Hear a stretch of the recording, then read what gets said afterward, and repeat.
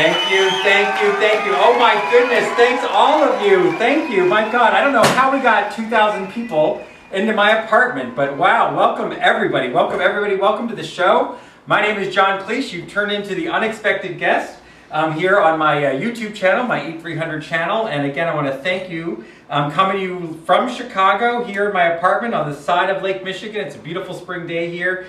And today we are going to make a very delicious pork tenderloin with a plum sauce. These beautiful little fingerling potatoes, and I love these because when you roast them in the oven, they get very soft inside, almost like a little mashed potato inside without actually having to mash them. We're also going to do some asparagus. We're going to blanch that in water. We're actually going to peel them, blanch them in water, and then shock them in cold water, and they stay this beautiful green. If you've never done it, it's really, really lovely. So that's it. So that's going to be the show. And let me just say, this whole meal that we're going to make for you today is 307 calories.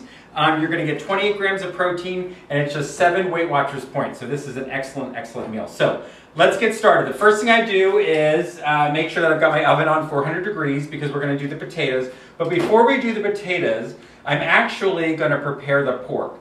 And so here, this is about 1.5 pounds of a pork tenderloin that you have here. And I'm actually going to move some of this stuff off to the side so you can see a little bit. So it's got about 1.5 pounds. Now, one thing you'll notice with pork is it has what you have, well, this one doesn't have as much, but sometimes it has a lot more of sort of this silver skin on it. And you want to take that off because even when you cook it, it doesn't render down like other fat does. It's just not that great to have. There's actually, so this is the silver skin, and you want to cut off as much of that as possible. I want to get in there and I want to pull it off because there's nothing tasty about that. It's not like it's this great fat that's going to add any flavor. I mean, don't go crazy. Like, just do what you can. You don't want to butcher it like I'm doing. So we're going to take this and we're going to cut this in about 1 inch to 1.5 inch medallions. And this is the difference. Usually lots of you, I'm sure, have, or you've had it before, you've seen it before, roast the whole pork loin. But this is a way that I like to cook the pork, which I think is easier and doesn't take as long. So I'm going to cut this. This is about 1 inch, 1.5 inches. It's back, that's a little thick, and here's what I'm doing. I'm gonna line it up next to each other to make sure that I get them pretty close to the same thickness so that when I'm cooking it, they all finish about the same time. Now, obviously, the loin gets very thin on one side. That's fine, because as long as the thickness is the same, it should be pretty close to cooking. And everybody likes, some people like it a little more well done than others. So here we've got some nice pork, and this is the way you're actually going to cook it. You're actually going to cook it like it's a little filet mignon, which is going to be very nice. So I'm going to put this off into the sink, and it's very important, of course, that you always wash your hands when you're dealing with any raw meat. I know I got all these people that were saying, you touch your face all the time. I stick my fingers in the mouth. Yes, I do. But you'll notice I mostly do that when I'm baking. And you know what? So be it. I can't help it. But I'm very careful when I'm touching raw pork or meat or chicken. So there you go. All right, so I got a little bag. We're just going to do a little bit of fresh ginger, and we're going to do a little bit of salt and pepper, and that is what we're going to do for a little bit of a rub with the meat. So I actually need another little cutting board because that one all has the pork on it. So I'm going to put this aside for a second. This is a ginger root. This is a fresh ginger root. So we only need, and I should say I'm modifying a recipe from one of my magazines that I like that has some light cooking with it. This is fresh ginger. And actually I should show you, this is fresh ginger, and then this is actually ground ginger that we're going to use in the plum sauce. So we've got a recipe with 2 types of ginger today. So if you've never touched a ginger root before or seen one, it's got this, well actually let me do a clean cut. And you can see, so you've got this nice ginger on the end, well, it's all ginger, but then you've got this skin, and we just want to sort of chop that away. But this is the inside, this is the part, this is sort of the meat that we're mostly interested in. Okay? So I'm going to cut off, I'm just going to go straight down with my knife. I'm not going to try to save all the, ginger's just not that expensive stuff. Not that we want to be wasteful, but it's still fine. So cut that out. All right, so I have my little piece of ginger that you can see now. So I'm going to take my ginger And this is, you've seen this before, we've used this for lemon zest, we've used this for nutmeg, and I'm also going to use it for ginger. So I need 1 teaspoon of fresh ginger, and all I'm going to do for that is I'm just going to grate it right over this little board.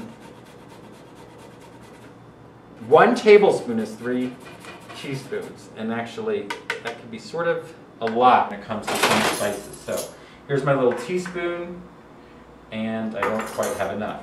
Who would have thought that I could that would take more? Oh, it smells so good. I think they make ginger soap. Oh, that landed right up. That's very nice.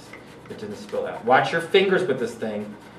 It's not as sharp as a mandolin, but oh, my sister cut her pan really bad the other day with the mandolin. All right, so there we go. So we got a teaspoon of my fresh ginger. Now what I'm going to do with that is, I was going to put it in this bag, but I'm not going to do that now. I'm actually going to take a bowl right here. I'm going to put this ginger in, and before I touch the pork, because I know I'm going to touch the pork, I'm going to put this off to the side, and I'm going to put the pork in. I'm going to smush this around. Just going to rub that ginger in there. And I've got my salt here. It's about a 1/4 teaspoon of kosher salt, which is like 1 big pinch. Now, usually I put stuff in a bag for a marinade when it's a little more liquid, but it's not liquid. Now, you know what? I do not want to need to eat that piece of, and of course I use this knife now. Okay, so I got my salt, and now I need pepper.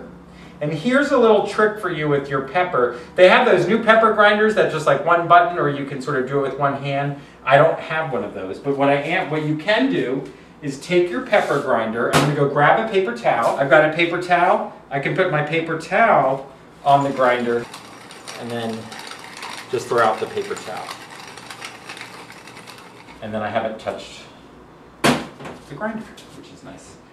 Again, I have a trash can that I can step my foot on, which is very nice to have in the kitchen. And we're just going to let this sit up and get to be room temperature. There's some more fat. Okay, so that's all we're going to do for the pork right now. And we're just going to let that hang out and get up to room temperature, because that was pretty cold when I took it out of the refrigerator. I'm going to get rid of this board too. Okay, not only did I take a second to wash my hands, but I also washed off my knife that I touched the pork with. And I need this cutting board. I have some plastic cutting boards. I don't know why I'm using them, but those are very nice. You can get the different colors. The yellow one people use for poultry. The blue one people use for seafood. They get a green one for vegetables, and you can pop them into the dishwasher, which is a really nice thing to do. All right, so now I've got the pork hanging out. Now we're going to start the plum sauce. So the plum sauce, we're going to start on the stove. And then, now I'm going to differ a little bit for the recipe, because once I'm going to soften up the plums and the little spices in the back. And then once the pork comes out of the pan, I'm going to finish it off in that pan, because I want to get all the juices and any pork flavor into the sauce. So we're going to start with 2 cups of plums. I have red plums, and I've got some, these black plums. I ate one this morning. They were very, very juicy. They were delicious. So I'm going to open up these plums. And each plum is about 3 ounces. So, and we're going to need, on these plums, like I said, 2 cups of plums. So it's probably going to be about 3 or 4 plums. Now there's a little thing in there. I almost didn't do something very smart with my knife, which was to sort of whack down with the little pit. But you want to get the little pit out of there. And let's open up this plum.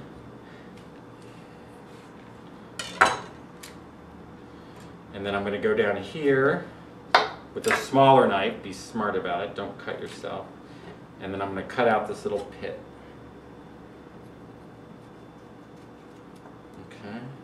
Now, we need about 2 cups chopped. This is a 2 cup, somewhere. This is a 2 cup measuring cup. So I'm going to chop this up pretty, not finely, but pretty small, because I don't want air spaces when I'm measuring out. I want every little bit of my plum. Plus, it's more like a chunky sort of applesauce is what this sauce turns out to be. And I should tell you that I have not made this before. I was going to make something else today.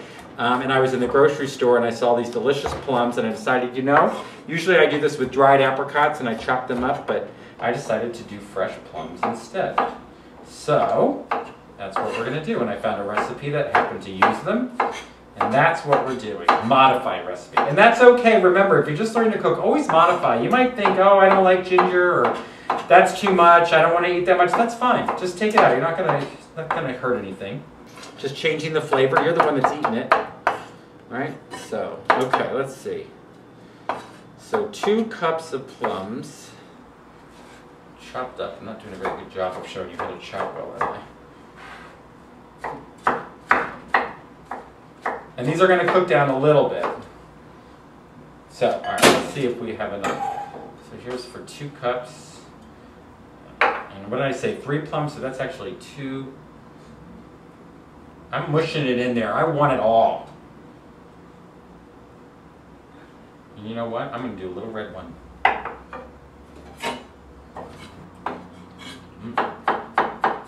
Always overdo it on your vegetables and your fruits. This recipe, we did all that, so now we're going to do a little, we're going to cook some shallots. So I'm going to saute some shallots up first, and I need, for the shallots, I have basically 2.5 tablespoons of shallots. Now I'm going to start about a tablespoon of olive oil on the back of the stove.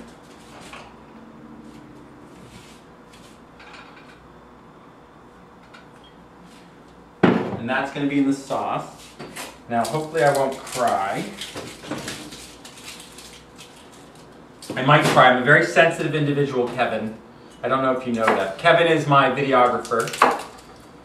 And I think we've, 4 weeks now we've worked together? 5 weeks, 5 years, 50 years, it's hard to say. What did I say? 2.5 tablespoons of shallots. You have seen me cut these before, so I'm doing end to end. I've done this with a big onion. I haven't cut a shallot on the stove before. So end to end, make sure your knife is sharp. So now I've cut that, and then I'm just going to take my knife and go down perpendicular, and then I get a nice little chop.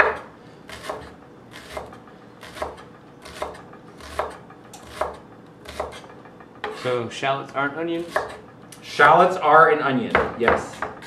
They don't make you cry as much as the other ones, but a shallot is an onion. And I need 2.5 tablespoons, and I'm gonna say more than enough. All right, so I got my oven, my oil heating. I'm gonna turn that on medium-high. What does this recipe say to do? We do the shallot for 5 minutes, and then the salt, the pepper, the plums, and the sugar, the ginger. Okay, I'm gonna prepare these beautiful fingerling potatoes. So these are what we're gonna have on the sides. These are beautiful. Now these little white ones, you can get black. I think I'm pretty sure, or they're purple, excuse me. Purple fingerling potatoes, which they didn't have, or these little ones, you might know them as little red buds. So those are little red bud fingerling potatoes. So I'm gonna pick out these little guys. And these are delicious. I love them when the purple ones too. That can be fun. And all I'm gonna do is toss these with salt and pepper and a little bit of olive oil. So this is for me, so that's all we're going to use for that. I'm going to put in a little bit of olive oil. And yes, I do usually count my olive oil when I'm making these recipes.